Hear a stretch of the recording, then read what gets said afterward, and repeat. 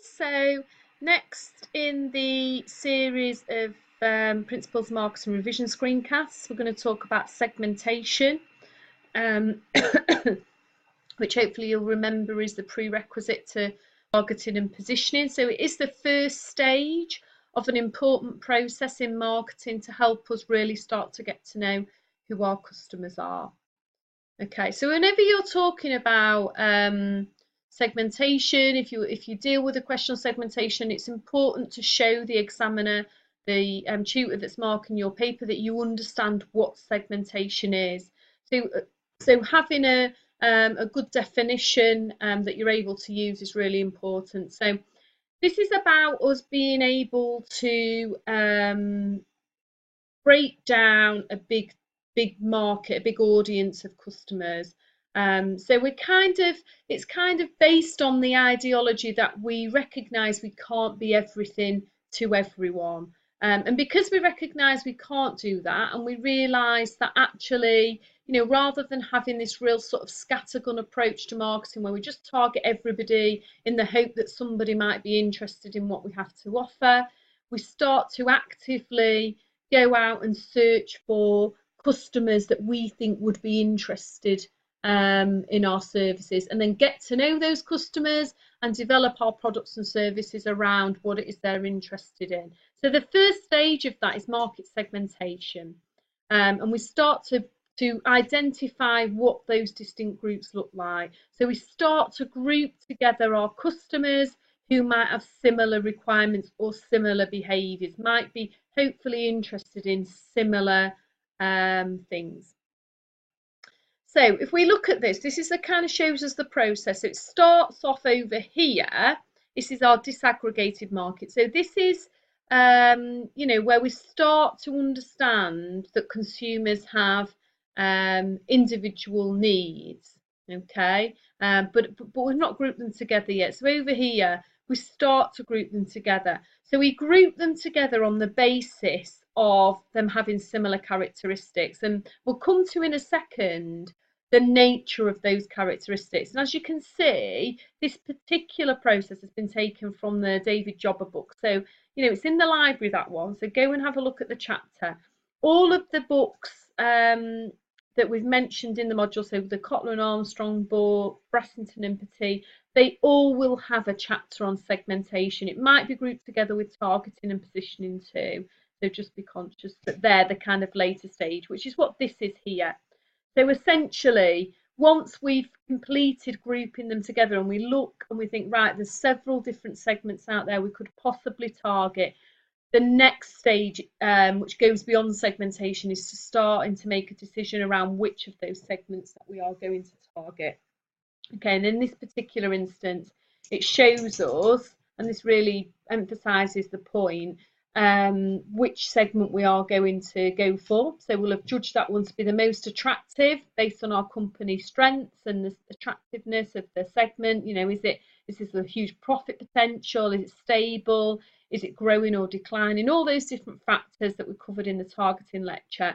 But it notes that here we're just looking at this particular segment, getting to know that segment and developing our marketing mix around it. So in addition to being able to define and show us that you understand what segmentation is, it would also be relevant to talk about why it's important. So why do we bother? Why are we bothering with segmentation? It's going to be a costly exercise. It's going to take time and resources.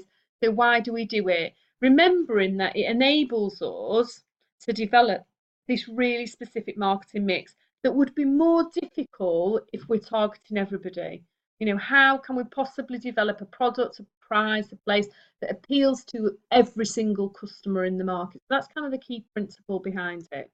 Okay, so it's the advantages mean that we have a tailored marketing mix, so we really can specifically get to know that smaller group of customers, and we can develop a product they're interested in, prices that they want to pay. So we really sort of closely align what we are doing to what they're interested in. It helps us identify that specific target market, because that's the next stage anyway. Hopefully, because we get to know the customers, we can differentiate what we're doing and get a source of competitive advantage. We detect trends that are going on because we are familiar with them, and we can really start to meet their specific needs. So this is important that you know this. This is our ability to understand how we determine what those similar characteristics are that we talked about in the last couple of slides. We're starting to think about on what base would we make our segmentation. So sometimes this is called basis of segmentation, methods of segmentation, ways, if you like, of segmenting. So how do we decide what criteria to use to group these customers together? So the simplest form is to use demographics, and that comes under profile. Now, inevitably, if we're a small business and we're only based in Sheffield, we're likely to have an element of geographic segmentation, and probably, at least initially, not going to target everybody in the UK or the world, for argument's sake. So there will be an element of geography there. Demographics, as we know, and socioeconomics are things like our social class, our age, our gender, our education level, all of those different kind of profile bits of information. Now we know that the reason why, as marketers, this isn't particularly attractive to us, and why we say remember using the last instance, is because actually somebody's age, somebody's social status, somebody's education level, their job, all that kind of stuff doesn't actually give us all that useful information we talked about in terms of benefits. So if we just go back to this slide for a second, we want a tailored marketing mix that truly meets the demands of those customers. If we are basing that just on demographics, that is really difficult to determine, and we really need to get some deeper insights into who these customers are. So, for example, looking at their lifestyle and their personality, we start to learn what kinds of things they place value in, what are they interested in. We're starting to really develop a pen picture and get under the skin of these segments. So remember those Sport England profiles we looked at, where we looked at the kind of messages they were interested in. Why were they engaging with sport? Was it on a social level? Was it to keep fit? At the really basic level, start to get to know these customers. And that leads us into behavioural. Okay, so benefit sort is probably the most useful. There's a really useful article on this by a guy called Russell Haley. That's called, I think it's called Benefit Segmentation, a Decision-Oriented Tool. So it'd be worth looking that up because that is useful. And he segments the market of the toothpaste market. And you'll do a little bit more about this throughout your course. So in second year, you'll look at this in a bit more detail. But he looked at the idea that actually demographic segmentation is not that useful. It's a bit ineffective. And he started to explore why we might look at benefit sort instead. So these are the benefits that the customers are seeking on the purchase occasion. So in a toothpaste context, what he was suggesting is that some people buy toothpaste for medical reasons, so they want to prevent gum disease, so health reasons. And then looking at it really simply, others might be buying it for cosmetic purposes. So they might buy products that are more around whitening your teeth and the look of your teeth, and it's more about the cosmetic element rather than the health element. So you think about it now, you can probably think of a number of different brands that have based their marketing mix around those different benefits. So grouping customers together based on the benefits they see can be really useful, because if you've got a group of customers, they're interested in it purely the cosmetic benefits of buying toothpaste, then clearly the direction in terms of your marketing mix is going to be really easy to determine. Okay, but we can also look at things like purchase occasion, so why we buy, on what particular occasion, purchase behaviour, so the frequency, what we use the product for, what our perceptions and beliefs are.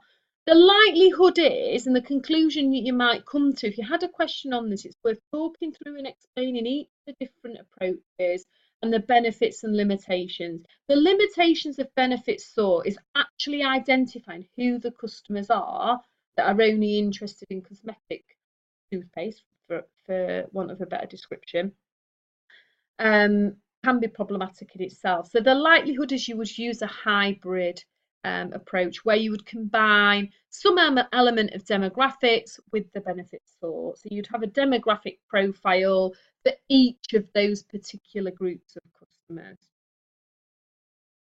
Okay, so a question on segmentation would simply require you to think about what segmentation is and why is it important, why do we bother with it, and then how might we approach it and what the benefits and limitations of those different approaches are. And again, where possible, including some illustrative examples. And that could be on the toothpaste case that I've talked about today, or it could be on something else that you're familiar with yourself.